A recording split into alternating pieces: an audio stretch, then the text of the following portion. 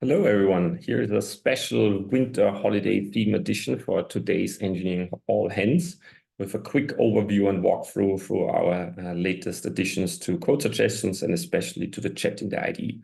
So let's say that we want to do a small code generation here to start with. So we will say create a function to call the Spotify API and get a holiday themed playlists. And this is doing also called code generation. What you can see here is that you have now a new icon that actually shows you what's going on.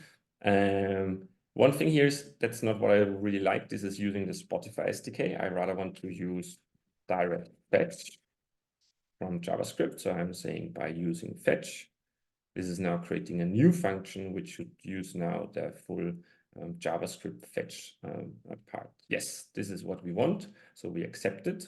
What we can do now and what especially has improved is the speed of code completion. So if we take a look here, so if we write playlist count, it automatically expands with the right format.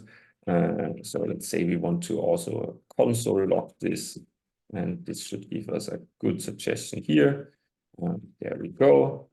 And if we now, for example, have what we also have is a client cache. So if we want to do, for example, console, no, not console, but constant first playlist item. That would be a perfect suggestion, but I actually wanted to have the something else. And if we go back and type backspace, this will come now immediately because we are using a client cache. Because I've changed my mind and go back and forth. So we are caching the last couple of suggestions to improve this. Let's accept this too. What we can do now on top of this is that we can open the chat and simply say open chat and have a couple of commands. So we can first of all task it to refactor the selected code. So this is doing simply applying a couple of refactor instructions to take a look if this code can be improved or optimized. And this is also something that is in progress currently, is that we can also stream in chat so that the answers are in the same way, in the same speed as we see this currently in the web application. So here comes now our refactored code. And we immediately have a couple of suggestions what we could do to separate this out and improve the overall code quality.